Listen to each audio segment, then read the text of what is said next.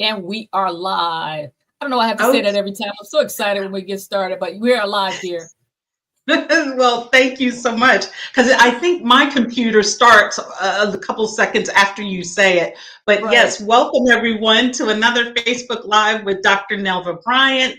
Hi. I am so excited to be here and can't wait to bring our next guest out. But please, Dr. Bryant, tell everybody who you are.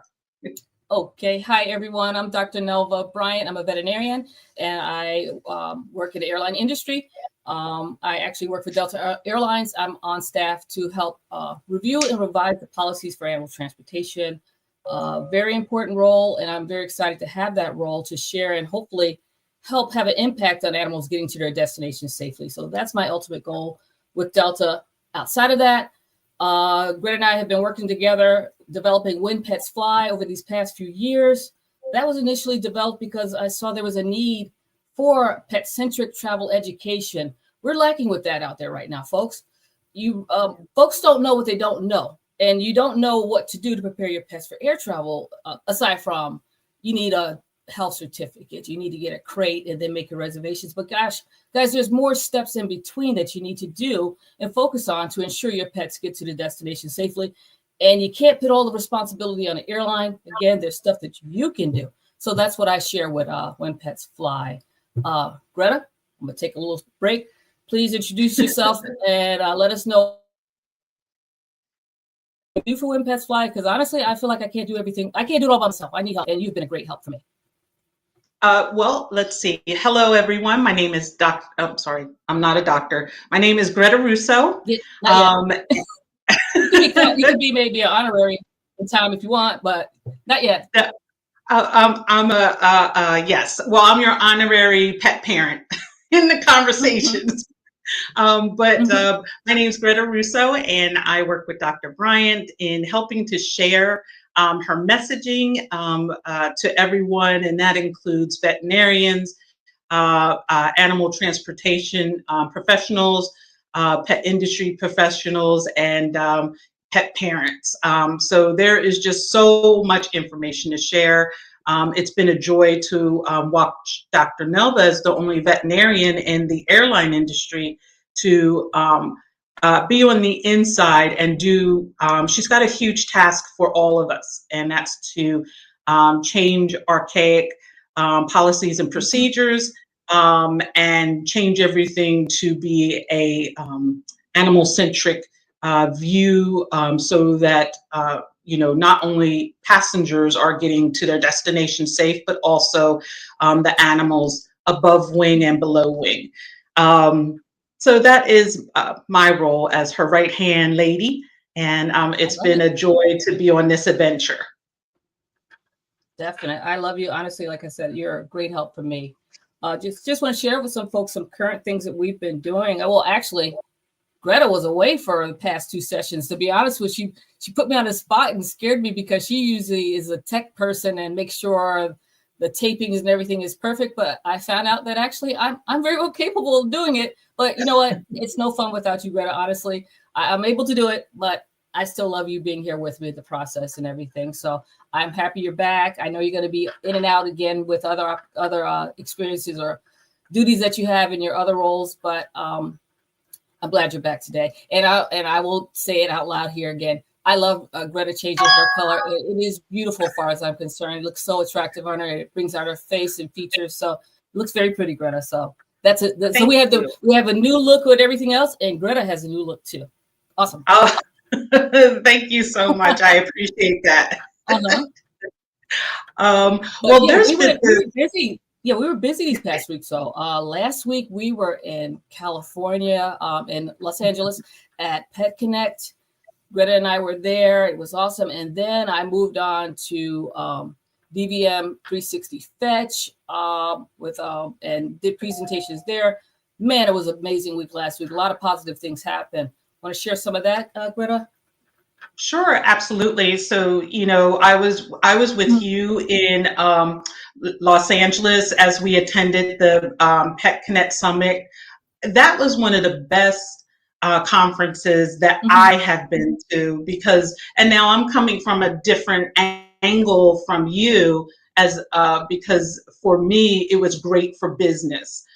We got a chance to meet a lot of fantastic people, a lot of great companies, but more importantly, a lot of them expressed great interest in supporting When Pets Fly, and wanting to join our journey. So from a business aspect, it was a great networking opportunity.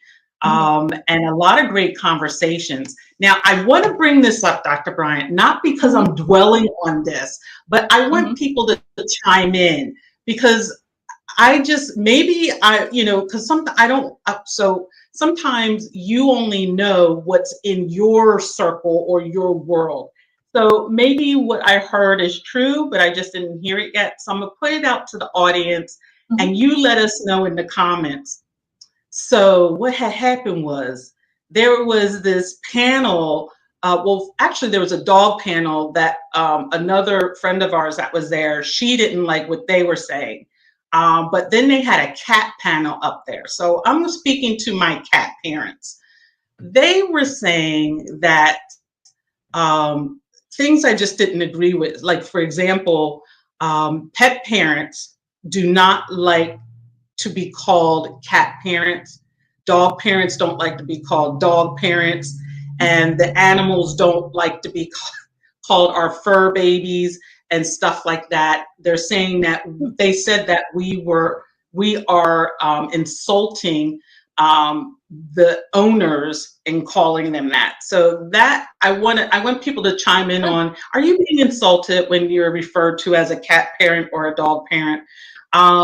The other thing was they were talking about different products and services that are coming out on the market, and the way that they were discussing it really sounded like they were more focused on the dollar and the bottom line, and they were talking about the product and then how much money you can get from it, but they never went over the benefit to the animal or even the pet parent. And so, for example, they had this lady who created the first, she claims, wet food cat dispenser. And first of all, ew. But second of all, I was like, there's just so many problems that can come with that, but nobody's thinking of, the health of the cat with the food that's coming out of there. Because, not to mention the germs and all the bacteria that's getting in there, you can't even clean it out properly, all these things. And it's like, my question to everyone is, do you think with everybody's interest to jump into this industry that they're making things without considering the health and well-being of animals? Or are you just thinking these are just cool? I guess I'm wondering if it's just me. No, I mean, think about it. They're saying the pet industry is growing really, really big. And I'm sorry, I don't remember numbers off the top of my head, but the pet industry is growing significantly, and it will grow over the next few years even more. And everyone wants to get on board and have a foot within the pet industry. And the one thing that I noticed about the pet industry, going to kind of what you're saying, to me, the pet industry, I don't believe I'll just say it this way. There's a pet industry and there's a veterinary industry. The difference, in my opinion, is that the veterinary industry is more scientific based in a lot of things that we do. There's scientific basis behind just about everything we do within it. I mean, as far as the medication, everything has been studied. I mean, there's a scientific basis upon everything we do in our profession. But you go into the pet industry, and it's kind of almost like the buyer beware. There's no scientific basis behind it. They can make a claim on something and put it out there and sell it and let the buyer beware in reference to it. I mean, think about it. There's medication, there's stuff on the pet market that says removes the staining for tears. Nothing is gonna no powder or whatever is gonna remove that, but people are purchasing things thinking that that's what it says it's gonna do. But again, where's the scientific basis behind it? Now, if a veterinarian is behind it, I can give it a little more validity. But straight as the descriptor that you have right there, wet food in a dispenser at room temperature. Sounds like a bacteria overload. I mean, we're going to have some sick pets there, because what is there to keep it, at least prevent bacterial overgrowth for these cats regarding that? So yeah, you got to think long and hard on that. And it's not just about $1. You need to be focusing on pets and keeping them healthy is the main thing. Doing the right thing for them. Yeah. And the one thing I missed that lecture. I missed that. Yeah, it took everything I had to keep me in my seat. Me and Nancy, we had to hold each other back. She's from New York, I'm from Philly, so we both were like ready. But right. It was just, we both asked each other, is anybody thinking about the animal, when they do these things? And, right. like, for example, as a pet owner, you've got only a finite amount of times to have those bonding moments. You should be feeding your cat, because that's a bonding moment, and their habits and they get to know you. And then like the whole electronic poopy litter pans and stuff like that. First of all, you should be scooping out that litter every day so you know what's going on with their butt health. That's number one. Because, you got to know what's coming out to know if there's a difference. And then so it's like when you take those two things away, well, okay, why don't you have, a robot from the Jetsons take them for a walk too? Because you're removing all of the bonding moments with your pet. What's the point of having it if you're not going to take care of it? So that's here I'm getting fired up again, boy, fired up.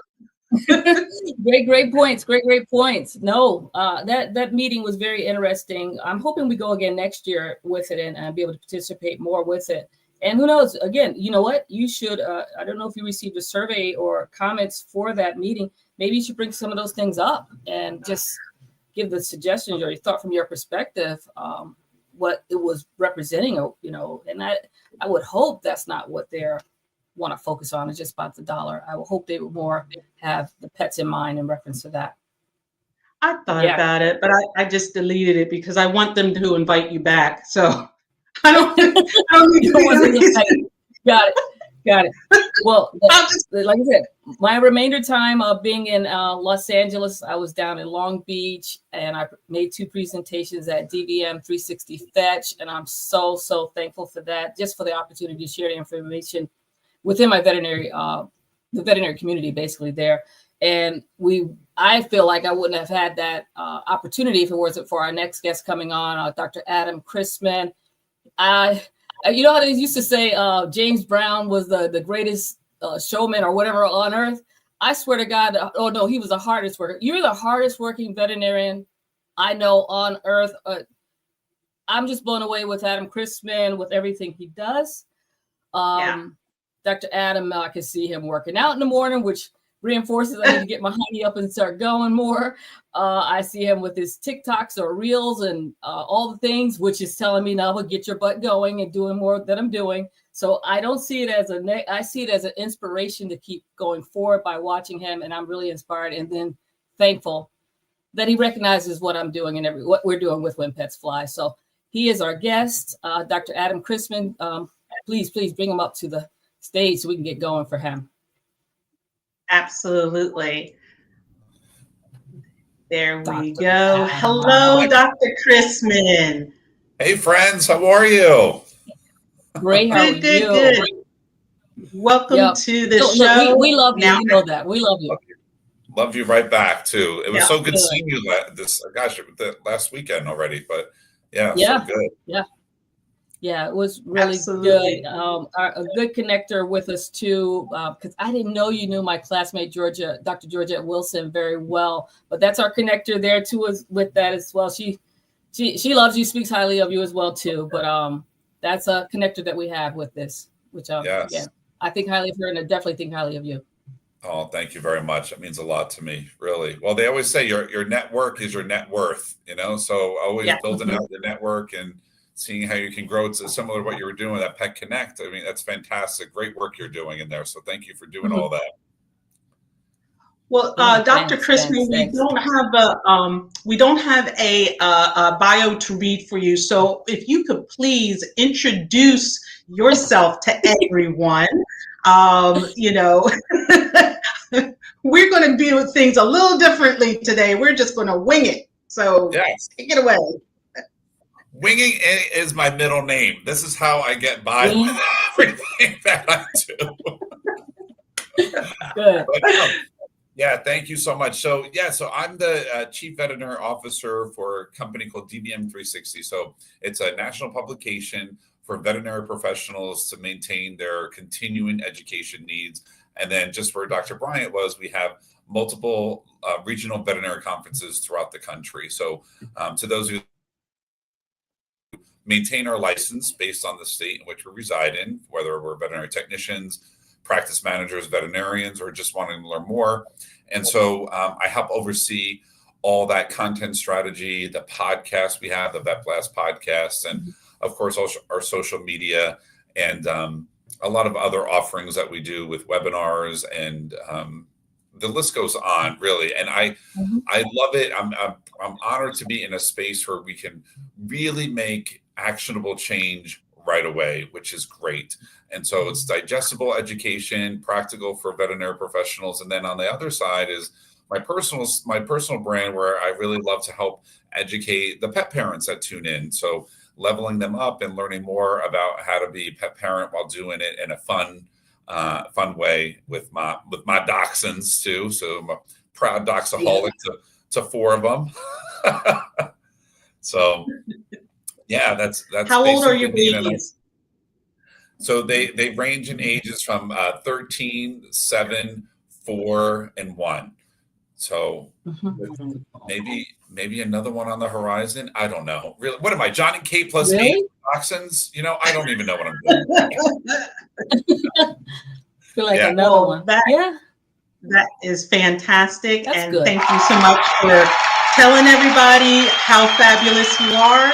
And you truly do a lot of great educational pieces on social media for pet parents, and they're easy to digest. They are action-packed and just filled with all kinds of gems. So thank you for doing that, because I know there's a lot of pet parents that tune into those just to see what Dr. Christman is sharing today. Yeah, love it. I think I'm frozen, but no, thank you. Yes, I was frozen a little.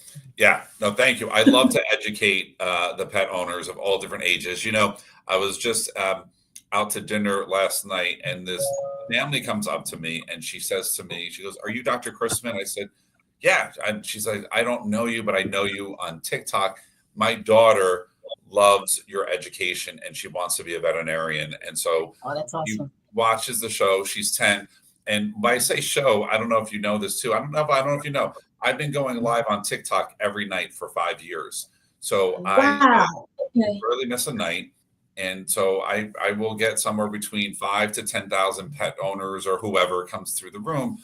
But at first I was like, I kept it's very conversational, just me one way-ish, you know, answering questions. Yeah. But I didn't know I made an impact until I got some feedback from, you know, people that said, "Well, thank you so much. My vet was so busy. I didn't know that I needed to bring my cat in right away because you told me that straining in the litter box needs to be seen right away." So a lot of great things that we do. And everyone listens and learns differently. Sometimes they need just another voice of reason, a different person, different perspective. And that's what I love to do in the social media space. I love it. I think it's great that you're doing it. You're kind of, you know how it is sometimes. Some pet owners get a little bit non-trusting towards their veterinarian, thinking that a lot of things that they're doing is just to make money, but you're sharing it in a more practical way for them to understand that what your veterinarian is saying is all true. But again, you hear it once, you question it, you hear it twice, you might be more, you know, believable to you. Right. So you're giving that extra information to kind of validate what their veterinarian is telling them, and that's awesome. Right. I mean, we really are the trusted source of information for these pet owners. And there's other great resources out there, but I always like to consider us really that nucleus. And I will always drive it back to to you, the veterinarian. Chat with your veterinarian to learn more about this, because we really are the ones. We're scientists. We look at the research, the data. We know what makes sense, what doesn't, and they know your pets better than I do. But at least I can guide them in a direction to have some sort of a call to action to chat with their vet about it. Yeah, absolutely. So I know that a lot of people know you because of your pet parent or pet-centric education that you provide on social media. So besides, I think TikTok is a big place for you, and I think Facebook is a big place for you. Where are all the different places that people can find you on social media? And I guess also, do you have your own website? I do. So yes, I'm also on Instagram and Threads, of course, and LinkedIn. But yeah, I do have 2 Facebook pages, the Adam Christman Show, and then my personal one where they can follow me there. But I have a website too, dradamchrisman.com. It's kind of like my home base for everything that I do, for where I'm going to be speaking, or public appearances and those kinds of fun things. So yeah, absolutely. Well, that's fantastic. So with Fetch, which is the conference event arm of DVM360, can you walk us through the conferences that you provide for the veterinarians every month? What is Fetch all about? Yeah, Fetch is a vibe, Greta. Like I say in the words of Mean Girls, you can sit with us. It is, because I really do consider myself like a wedding planner for veterinary professionals, because it's like literally putting on entertainment, vegetation is what I like to call it too, or vegetainment, because there's a little bit of education plus entertainment combined. Because listen, why should they come to see us? Why do they have to physically fly, travel, drive to get to a conference? What makes it different than a webinar? And it's all about the letter E, experience, so we want them to have this immersive, fun, engaging experience where they can collaborate, create a community, have continuing education, and network with each other. So when I put these, when I say our team, we have over 45 of us that work together on this, but orchestrate this, we want to make sure that we hit all the feels and hit all the marks, and different each year, trying different speakers out, different content, because in vet med, as you ladies know, my gosh, we can have 50,000 rooms going on at the same time, Right. But that's where we say, let's change it up. Let's talk about air travel for pets. I mean, this region of the country could really benefit Dr. Bryant's content in this area. Let's change it up for more parasitology on the East Coast, fungal diseases here. So things that are a hot topic, and making sure that we hit the audiences because it's all about the team. So we have the veterinarians, veterinary technicians, practice managers and receptionists. So we do that. And then we find some food. Oh, you froze for a second. Oh my God. Yeah. You wouldn't believe this past year, I did Fetch, DVM360 Fetch at Atlantic City, in October, and then I also did it, like I said, in Long Beach just last week, and it was outstanding. It was just really wonderful event. It just the way it's presented, it is totally different from the other veterinary conferences I've been to. It is more entertaining. It's more engaging. Oh my God, I love this past one. Here in the last 2 days of the keynote speakers. I'm sorry I missed the first day with the keynote speakers, but they had Dr. Quan Stewart tell his story. That was awesome. And then I'm sorry I forgot her name, but Dr. Chris Ottman. Yes, she was outstanding too. Just to hear perspective, because as veterinarians, I don't know if you know, Greta, if you sit with veterinarians that are in different roles, or even the ones that are in practice, to hear their stories, all the different things they've experienced and gone through to represent where they are right now, it's amazing. It's just an amazing pathway. The career is so vast. There's so many different opportunities you develop over the years. We all started out probably, and I don't know about you, Dr. Adam, but I started out, I thought I wanted clinical. Well, I thought I wanted to be a small animal veterinarian starting out, but then I got introduced to veterinary pathology, fell in love with that. Then I was torn at graduation. What do? I went into clinical practice. Then a great mentor said, no, get your application here, do veterinary pathology. And then I went down that path, and it just all these different experiences, and it leads you where you are now, and it's amazing. So it's great hearing these stories. The keynote speakers, it was really awesome. Thank you. It really does, and we try to find people that obviously like have different perspectives, because that's the beauty behind the profession, and it can inspire others to either make change in their own lives or make another positive impact for those around them. So, and again, to your point, look at what we're doing now. I mean, like Dr. Bryant and I, we have such different paths. We're both veterinarians, but I'm heavily involved in continuing education in the media space. You're with Pets Fly and doing all those wonderful things. Yet it's so needed, and I love that. I talk about that to veterinary students because, at the end of the day, you're going to get your DVM degree. But what you do with that is just the beginning. It really is. The sky's the limit. See what I did there, Nelva? The sky's the limit. You could fly. Right. I love it. No, it's so good. Another cool thing at this last DVM360 fetch, I didn't spend much time, but I still loved that the critter fixers were there, and they had vet for a day, and had a bunch of young people there that are interested in the veterinary profession there.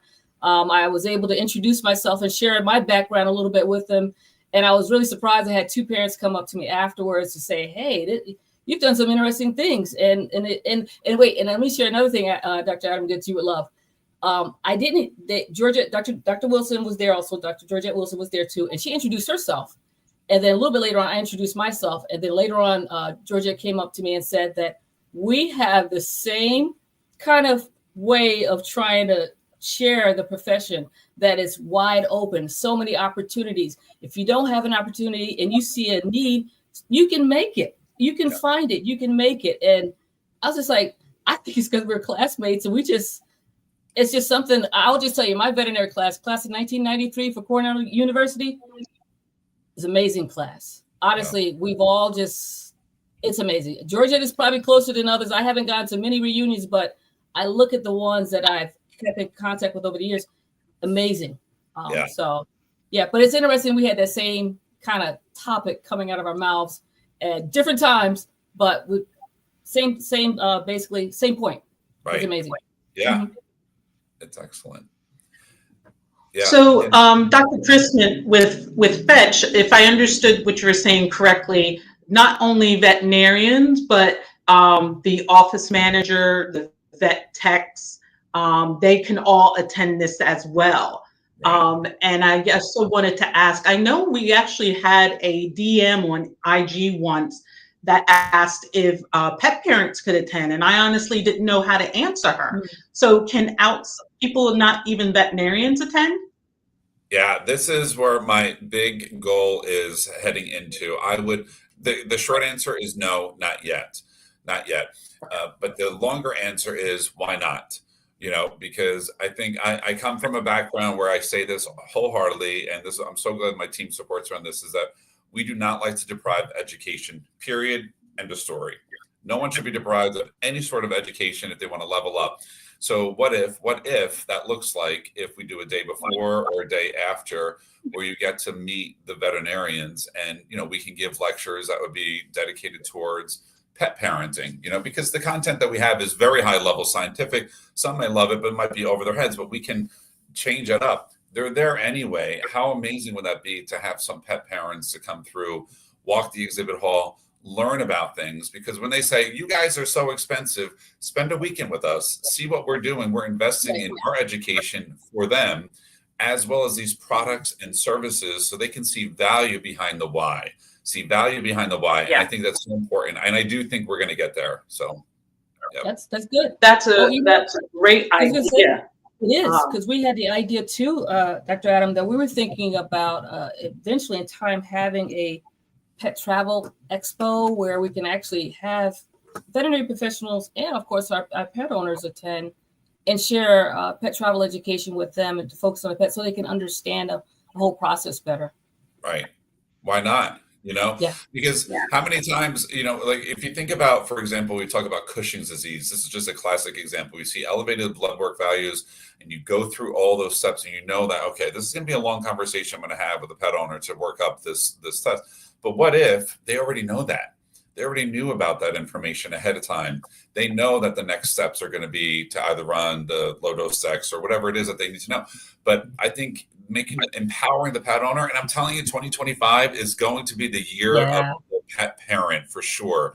It's a great time. So I think it's like I said, we're getting there. We're getting there. That's perfect. Oh, that's fantastic.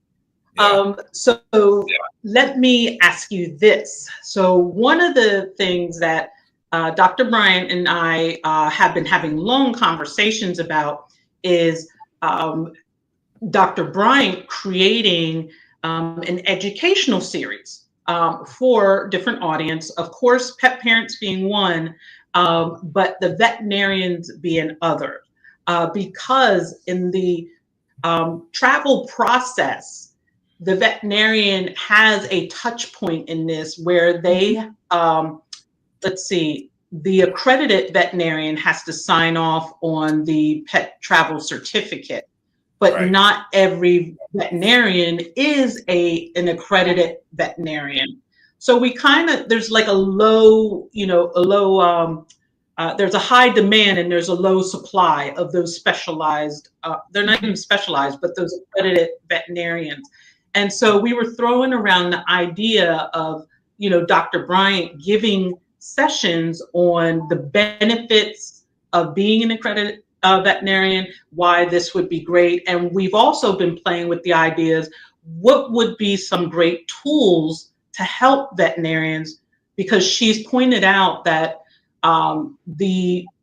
when you have to do an exam and certification for pet travel, you literally have to shift gears from your day-to-day office work.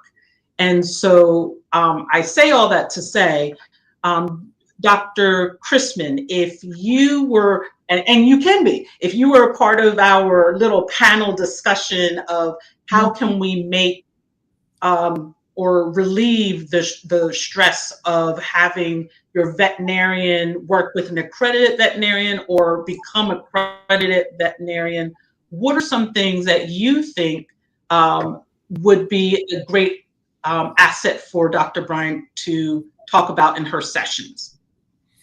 I think time is the big issue. Number one thing is the time it takes to fill out these forms. And so making sure that the pet owner is fully aware of the requirements before. That's England, right? England tends to be a top one, I know. And so if they know ahead of time to be prepared, that would be great. And then I would include educating the entire team. So from the CSR, that's a big one. The CSR make sure they know how to schedule accordingly. Because at our practice, when we had international health certificates, we make sure we do a minimum of 40 minutes with it. Sometimes it'd be an hour, depending on what was needed, because to fill out that form and to make sure all the travel documents are necessary or needed. Sometimes I would have to call the state veterinarian to make sure that like everything looks good or in check, or they had a question about my work. So I think making sure that process is more seamless would be really good. So, and I would do the top 5. Everybody loves lists. I love lists. I love lists. So I would do either like, you could do something like the top 5 most challenging areas for international travel to cover, because some of them require the rabies titering, for instance, or whatnot, which would be really cool to do.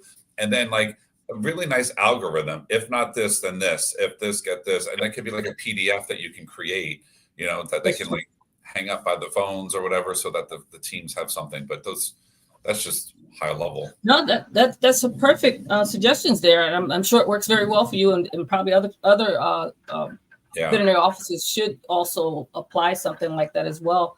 I know that would definitely work internally for you guys, but the pet parent side is they'll decide they want to go on a trip, and because they all know that the airlines will say they need a health certificate signed within 10 days of travel, they think it's a simple document and just have your veterinarian sign it. There needs to be an education piece for them to understand that the requirements are going to vary by destination, and it's going to take more than 10 days, depending, as you're saying, rabies titer, all these different things. So somehow we got to have them to know that, okay, I want to travel. As soon as I have it in mind, contact my veterinarian quickly to find out if my pet is coming, what do I need to do to ensure my pet is allowed to travel with me? to these And another good, this is a good example that just came to me. I'll never forget, years ago, I had a woman bash me on social media because I declined the travel.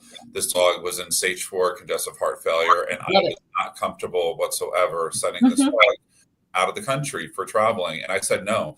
And she bashed me all over what a terrible veterinarian I am. Now she can't travel, leave the country because of me. And I think it's a good opportunity to realize, and I got a lot of support for it because, like, obviously, you know, I let her know, I want your dog to go, but I want your dog to live on the way there, you know? So, but I wanted to make sure that might be something to chat about too, is making sure that the what ifs, when the doctor says no, you know, like not safe to try. And I love that you said, you brought it up that you said no. We as veterinarians need to be, we're supposed to be advocates for those pets, making sure they're healthy. And if our best judgment says no, it's not in their best interest, we say no, and then take it a step further. No, I don't want to sign the health certificate. I don't feel comfortable signing it, and leave it at that. And I guess they will find someone. They could find someone, but you should trust your veterinarian's judgment in reference to that. That's a definite thing there. So I'm glad you brought that topic up. Definitely. Yeah. Because I can tell you, she did go somewhere else, and guess what? The dog didn't make it. So, yeah, there's that. Wow. Yeah. Well, and now go back to, you know, and it's, let me just add too, go back to folks a lot of times. And I don't know if I shared this with you, Dr. Adam, but as far as the role that I'm playing, I kind of hate, I guess I wanted this role, and I'm really thankful for being the role with Deltas, because I knew there was more to animal transportation that was in the news as far as saying what went wrong, airlines at fault. I knew there was more to it. And getting the role and really researching, and realize that, again, there's things that pet owners can do to prepare their pets for air travel. And you can't blame everything on the airline if something goes wrong. I always say, God forbid, if I have a heart attack on a plane, I can't turn around and sue the airline because I had a heart attack. So you can't blame them. Having your professional judgment from your either physician by flying for people, or for your veterinarian, that is what's needed. And that's what's lacking. We're, you know, as veterinarians, we've got to start sharing that information for the safety and welfare of our pets. Our other colleague that you introduced me to, Dr. Boaz Mann, with doing the laser surgery on the brachycephalic breeds, he's doing some amazing things there. Shedding light on the breed and the potentials for them. He's not really focused on air travel, but it has an impact on air travel because, as you know, French Bulldog, top breed, number 1 breed. Everybody wants them. I got one sitting behind me. But as far as traveling by cargo, they're restricted. But going in air, period, in cabin, there's some risks there. And folks need to realize that. Yeah. And I do. I love the education that he's doing and seeing the before and after. And I encourage anyone viewing this to really watch the before and afters, because it is not normal for the dog to do that breathing and gasping. We think it's funny because we grew up thinking that that's the norm, breed standard. And newsflash, it's not. It's not. And so when you see the difference, it is so dramatic and so much better than you can ever imagine. And by him educating, and I do think he's resetting the normalcy of what these breed standards should be. And I think we'll get there eventually. We just have to get better breeding standards and practices in play. But with what he's doing, and a lot of veterinarians out there doing with the laser surgery and open up those the nasal passages and the soft palate, it's a game changer for these guys. So, and they can travel now with them, which is great. So, well, you know, you hit it right on the head, Dr. Christman, because, you know, because everyone has been exposed to these types of breeds, just breathing like that, we think it's normal.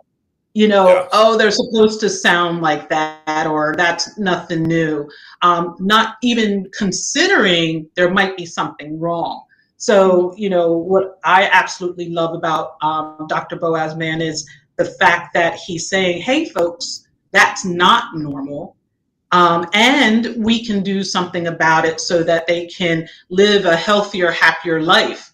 And so, you know, I believe in some time people will soon realize, oh, shoot, I need to get this done. and and reach out to Dr. Mann to get it fixed. Right. Yeah. Absolutely. I mean, and he has, dogs traveling all over the country to see him for this. And but it's a great example. Yeah. Just to throw up on the screen real quick, you both have a fan from Squeeze Your Leash who wanted to say hello. Pew pew is what we say. They I love that they were on like an Amazon show, and they were selling. I love the Spleesh Leash, by the way, so that's why I give him a shout out. So I got to tell you a fun story, and actually fun fact too. Spleesh Leash, you'll appreciate this. Is I'm going to be on Good Morning America 2 weeks from today, and wow, I know, and we're going to be chatting about like pet ownership. Thank you. And, some cool products for pet parents. So maybe I'll try to see if I can get Spleesh Leash a little recognition there. But I just love new products and new innovation. So, yeah. Yeah, absolutely. They are a friend to the show. And so I'm glad they are tuning in, and gave a little shout out to the both of you. Thank you. Wow. Appreciate it. Yes. Yeah. Dr. Bryant, you know what? Go ahead. No, I wanted to bring up something too, because are you offended by be called a dachshund dad, or? Yes. That's no offense if you're offended by that? No. Okay. I would be honored. Okay. Like Scary. The DVM I brought it up because you Dachshund of veterinary medicine. Say it again? Have you traveled with your doxies? Yes, I have. And they are really good on the plane. Yep. And I got to tell you a funny story with Capone. He's so long, he's a standard wire hair dachshund. And when the flight attendant was doing the emergency stuff, they're going over the reviews, she was holding him and she was using his paws. So the emergency, she goes, emergency exits that way, and using his paws there this way. It was so cute. Love it. Did you take pictures? That's so cute. Yeah. So cute. That is so cute. Yes. So Capone has been in cabin. That's awesome.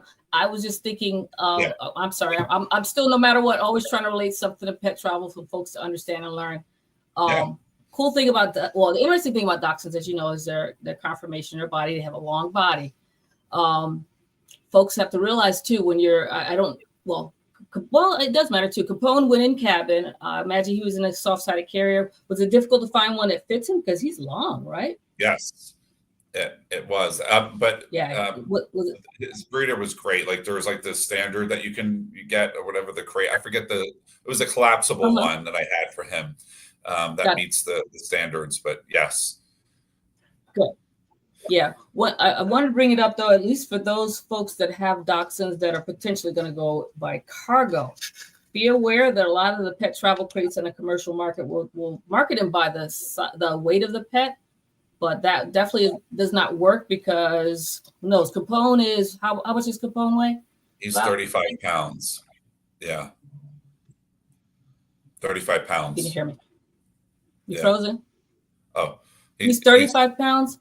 Yes. Well, 35-pound dachshund is totally different from a 35-pound, Australian Shepherd. Yeah. Big difference, or beagle, height and everything. So be aware of these. When they have in the commercial market, they advertise a lot of those pet travel crates by the weight of the pet. And that might not always suit your pet. So you have to get them measured properly. Actually, the best way to do it is by the size of the pet, not the weight. And going back to the initial thing we said earlier, pet industry, veterinary industry, the pet industry is, again, we're not aware of the requirements and stuff as far as transport. They're just selling a product. So just be aware, folks that are preparing for travel by cargo with a dachshund, or what other breed you have, measure your pet. It's not by their weight. Right. It's a great point. Yeah. Mm-hmm. Really good point. I know. I'm sorry. I feel like I'm a pet travel, but it is what I love. No, I like sharing the information that I've learned in reference to it, the things that are lacking, and what needs to be changed, to be honest with you. Yeah. And I will say this too, like good breeders as well, when you're looking to, travel or pick up a puppy from an airport or whatnot, there's great services now too that breeders will either hire someone to be in cabin with the puppy to travel with. You pay for that, of course, or what I do, because I flew to get him, but and they went over all those different things. Because some breeders like, no, I'm not, they won't go under cabin, they will on cabin, whatever the preference is. But I think it's nice to know ahead of time, to do your homework, to say like, oh, I love this breeder. Maybe she's on the other side of the country, but have a conversation with them of what air travel looks like, because that's also another big consideration to take. Right. Yeah. You're bringing up that there's people, there's nanny services now. They could be pet travel nannies. They have those out now that, Yes, absolutely. Well, I know that Dr. Christman has an appointment coming up, so I don't want to keep him too long. But Dr. Christman, is there any tips or anything you want to share with pet parents and veterinarians before we go? Sure. So when you travel with your pets, everybody, do me a favor, exercise them. Exercise them. If you're going to come to the veterinarian, especially with puppies, exercise them, tire them out, because nothing grinds our gears more is when you come home from work. And I get it, life is busy, but take them for a walk, get them engaged before you bring them into the veterinarian. So that way they feel that they had purpose before they all route up in the exam room. And now they're in four walls and they're like, what's happening? And now you're going to poke, like, I'm going to come to you. Right. So exercise them is a big thing, especially for air travel as well. Get them tired and give them a meal a little bit. And there's great stuff now. Like if there's motion sickness and car sickness, there is that FDA approved Serenia that you can give to help these guys out. And lots of nice calming things that are out there. We do a lot of things to help minimize fear, anxiety, and stress. And it's not just in the exam room. It's when they're up in the air or in the car with you. So chat with your veterinarian about great options that are out there. And that's my plug. That's perfect. Love it. Dr. Bryant, do you have any last words you want to share? I'm just so happy you're here, Dr. Adam. I love interacting with you. I thank you for all your support with me and everything I do. And we want to have you again, just to hear what's going on with DVM360, your personal branding, whatever you're doing. It's just exciting to have you here. So thank you so much. Thank you. And thank you for what you're doing for the profession and for pet owners, Dr. Bryant. I mean, as soon as I saw what you were doing, I'm like, I got to be friends with her. Thank you. Thank you. Yeah. Thank you. Okay. Oh, you're welcome. Take care. Well, yes. Thank you. And okay. Bye. No, that's good. Yes, he has something to do, and I definitely understand. That's a busy man, and I'm just thankful he takes his time to share with us and everything. So thanks again to Dr. Adam Christman. If you guys don't know him that well, please follow him. He's amazing and great guy. So, yeah. He's I love that he is down to earth. He is personable.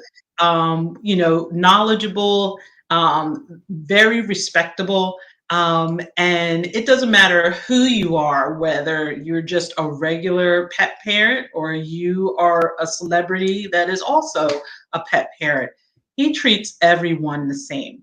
And, that's important. I just absolutely adore him. And I look forward to spending more time with him in 2025. Oh, definitely. Well, we have a few more minutes left. 10 minutes left. Is there anything else you want to talk about before we sign off? Our next guest, our next session will be next week with, I went blank. Sean Harding. Thank you, Dr. Sean Harding of Biotrans. Yes. Yeah. He actually is the president of the Animal Transportation Association. So very good for folks to understand as far as animal transportation. There's a lot of sectors within there, a lot of professionals there that transport various animals, horses, research animals, pets, zoo animals. So the animal transportation industry is huge, and we're happy to have Sean Harding next week to share his aspect. And again, as being also the president of the Animal Transportation Association. So it's going to be a good one. Absolutely. I can't wait to see that conversation as well. So let's see. Oh, I was looking for, I actually took a screenshot and I can't even find it now, but there was, I get all my news from Instagram. So there was, did you see the article about the mice that got loose on that airline? And I'm looking for the screenshot now, but I cannot find it. In cabin or cargo? It was in cargo. And so I wanted to actually, I wanted to bring it up because I wanted to ask you, number one, with that, the first thing I thought of was, oh, so it's not just pet parents that have to be aware of what a good crate is. And so I wanted to ask you, is there standards set for the mice were, I don't want to call, I think, research animals. So is there like standard of crate that goes to research animals? Yeah, if you look in the IATA, remember the International Air Transport Association have the live animal regulations. They have a manual that's updated on a yearly basis, and it has the shipping container requirements for just about every animal species there is.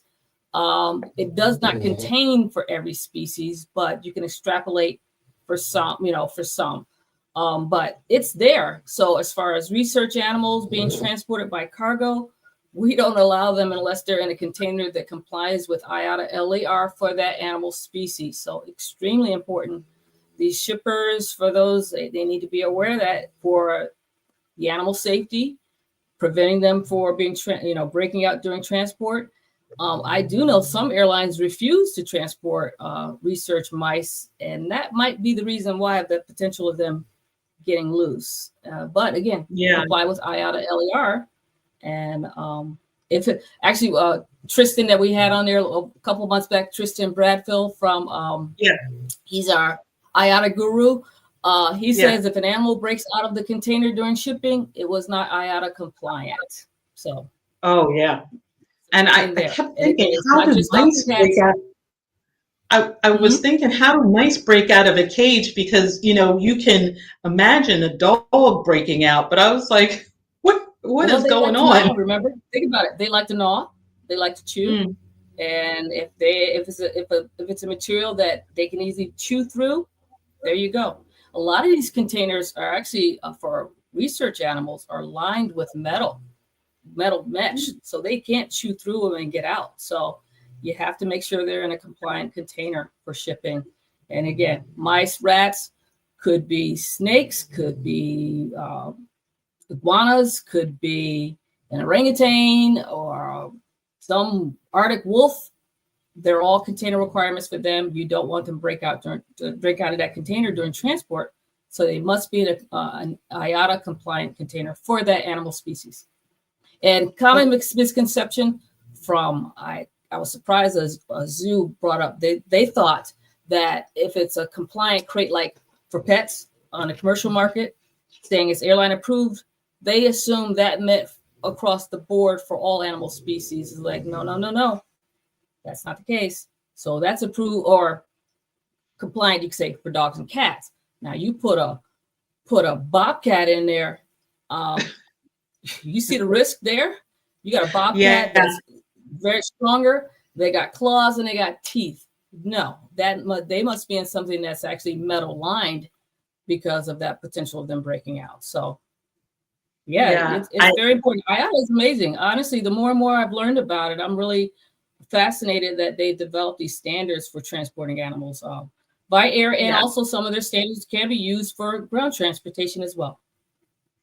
Fantastic. Thanks. I've heard you talk, obviously so much with pets and stuff like that. We never brought it up in association to zoo animals or even research animals. So that's why I wanted to ask, is there any type of standard that's out there for them? Yeah, okay. Definitely. There is. Definitely is. Unfortunately, the airline that was transporting those mice, they must not have been in a compliant container. Yeah, absolutely. And that's dangerous. Think about it. That's dangerous to have, because God forbid if there's a crack or something within the molding or inside the cargo hold, and they get behind there and there's wires and whew, can bring the whole plane down. Yeah, scary. So very important why they should be in a compliant container. Well, we started talking about this beforehand, but I'm sure everyone has saw the news about a cruise that is just for pet parents.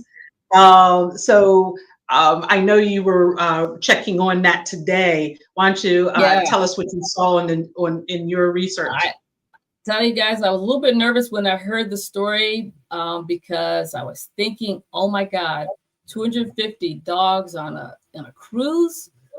I don't know if you guys remember beforehand when, before the banning of emotional support animals going in cabin, I don't know if you remember, there was a time where it was kind of a catastrophe when you went to the airport because you might be walking through dog waste. I mean, it was a mess. Dogs everywhere. Yeah. People were saying their dogs were emotional support when they were actually a personal pet. So it was a bad time. And I am thankful that now they've kind of controlled that, and it's a service dogs only in cabin, and your pets in the carriers. So when I heard this story, I was thinking, wow, how are they going to do this? And I researched and found out, yes, there are going to be some restrictions on those dogs for the cruise. They're accepting 250 dogs, but you have to apply. And from what it's saying, the dogs have to be under 20 pounds and under. So they're going to be small breed dogs. They have to always be on a leash. They can't be in an area where there's a dining hall or what have you. And I forgot there was another thing on there too. I think no greater than 18 inches, I think they said, in height. So you have to apply to be on this cruise. And there are also kind of a restriction as far as the children that are on board that's going to be on this cruise. They're making sure that they're teenagers. So if you want to bring your younger child on that cruise, they're not allowing that either. So there's a lot of restrictions behind it. Please research it further. I'm not saying it's the worst thing ever. I'm happy they have restrictions in place in reference to it. But I'm can't wait to hear the outcome of that whole process.